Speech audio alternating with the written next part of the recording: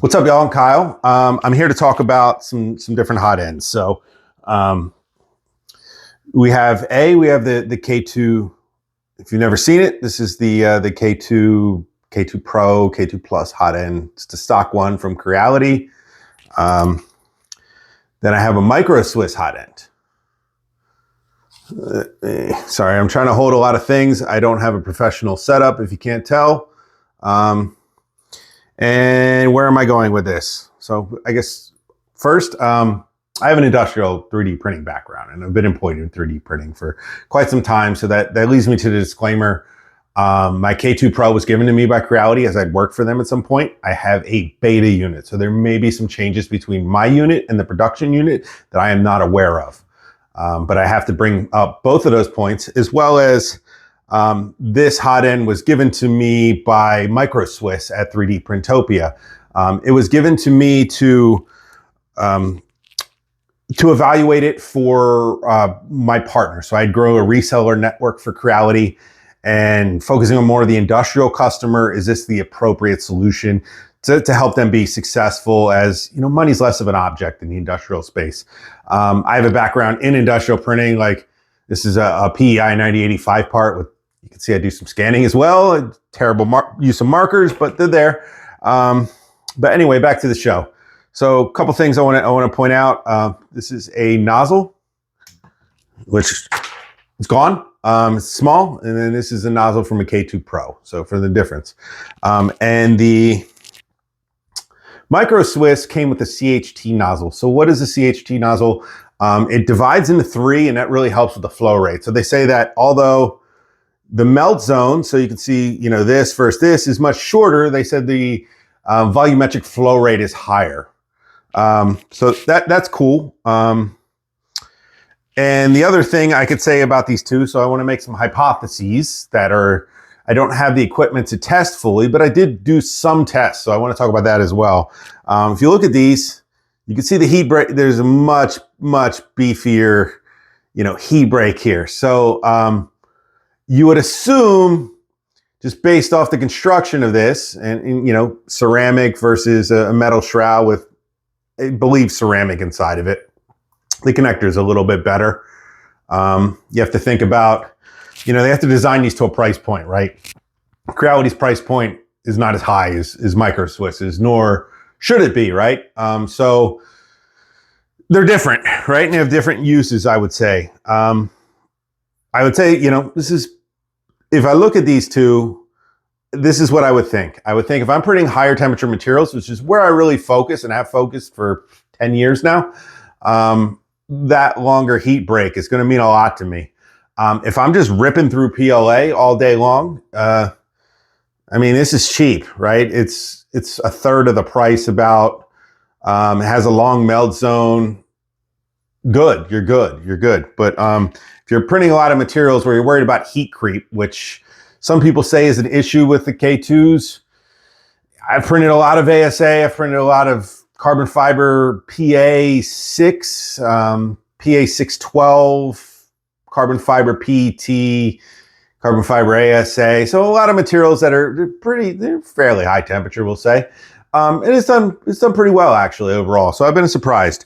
But why, you know, I gave you the disclaimer. I also want to give you the disclaimer. I no longer work for Creality. I don't owe Micro Swiss anything. I don't owe anybody anything. And if anybody if either of the companies get offended by the video, I don't care. So I'm not for sale. So we'll say I'm not for sale. I'm here to tell a story, and the story I'm here to tell is these guys. So in industrial printing, we would work with, you know, tier 1 aerospace companies, and they would say, print this ASTM D638 dog bone, I think type 2. And we're going to break them, and we're going to see what's stronger, right? And that's very important to what they're going to use, you know, when they're going to print their mostly PEI 9085, like the part I showed you, material. So you get them, and you pull them apart. I can't pull them apart, so I'll just snap it. And I probably could have took my eye out there right in time for the holiday season.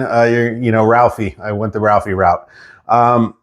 So what I did was I came up with this question about a year ago. I asked Micro Swiss. I said, you have the CHT nozzle. I understand how it affects the flow rate, but how does it affect part strength, right? So that was a question I had. They didn't get back to me answering it, so I took it on myself, said, I'm going to do this. So I work with Widener University. So big shout out to Widener, Dr. Babak Ismail. Thank you so much for what you did for me. What I did was I printed a bunch of these. I printed a bunch of these in 2 orientations. So flat on the ground and then straight up. And I hate to say it, but some of them, in fact, all 5 of them, I printed 5 of each orientation between one material on one roll. So I printed Fiberon CFPET. So I use that material. It's cheap. I mean, I'm paying for this out of pocket. And it's pretty strong. It's a pretty good material. It's some chemical resistant. It's pretty good material. I like CFPET, and I've liked PET for a long time, since BASF used to sell a recycled PET, which was a great material. Hint, hint, if anybody ever wants to come back out with something like that, beautiful color, prints good, strong, lasts. It's good material and a good cause to recycle polymers. So Dr. Babak pulled them apart for me, gave me the data, right? I will show you some of the data. And one of the prefaces I want to make is when I printed them in the up orientation and I shipped them out to Philly, which I could have drove them, but I shipped them. They snapped, right? 5 of them snapped somehow. I don't know how, but 5 of them snapped. So I don't have conclusive data on printing them in the vertical orientation, but I do have data on this orientation. And before I show you the data, I'll give you a little heads up. The CHT nozzle outperformed the stock hot end slightly. I think it was like 44 overall megapascals versus like 40, something like that. I'll show you the data. I haven't looked at it in a little bit. So, but the other thing was I kept the materials dried. So I kept them around 22 to 25 relative humidity. I used the same spool for batch traceability to try to keep it as even as possible. I used the same G code for both of them because you don't have to make any adjustments to the PID or anything like that when you install the new. It's just plug and play. So I did all that. I printed them. I printed them with 2 perimeters, 100% infill, rectilinear. So that's some of the advice I've seen from some of the data that has been gathered over the years. Is test coupons are extremely important when you want to sell your machine into tier 1 aerospace and start printing some of those high temperature parts. So very important. So there's been a lot of research on that, just getting this geometry perfect as far as this strength. So I'll say that this produced a stronger part with the carbon fiber material. And I was kind of concerned how dividing the into 3 chambers would affect the homogeny of the carbon fiber. Sorry if I didn't say that right. I'm not stopping 12 minutes in. So it produced a stronger part, but it was there was more variance where the test coupons were very narrow line, which is a good thing. Yeah, we want repeatability. So very repeatable. This had a little bit of variance. So I don't know if it performed better, and every part was stronger, slightly. But a considerable amount.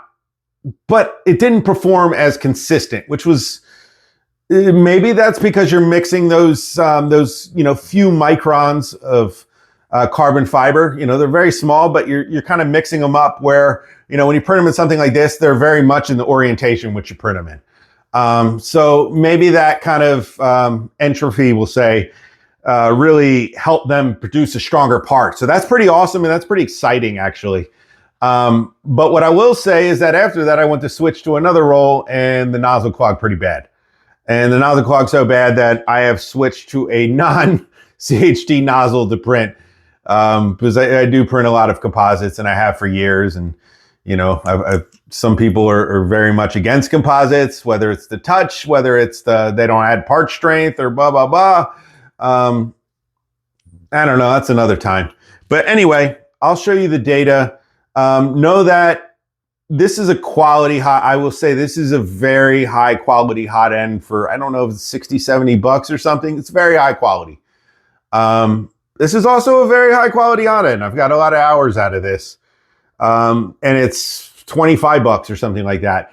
Really, I would come down to, if I'm, really focused on more technical applications, I'd probably splurge a little bit. If I'm printing PLA all day, I'd probably buy 3 of these. I would definitely buy 3 of these, or I would buy 2 of them, and I'd buy a 0.6 nozzle and maybe a 1.2 nozzle so I can get crazy and have some fun with fat layer lines. And I've had a lot of fun with fat layer lines. Right there, you can see a rocket fuel grain right here. Look at that pointing, I'm pretty good. And then you can see some, this hexagon right here with pellet 3D printing. I got other stuff. Thank you for your time today. Not the most professional video, and you made it through with me. Like I said, Micro Swiss makes a K2 hot end. I'm installing this right now, so this is why I kind of forced this video without a script. Then you have the stock Creality hot end as well. They're both good options. So what do you need? That's up to you.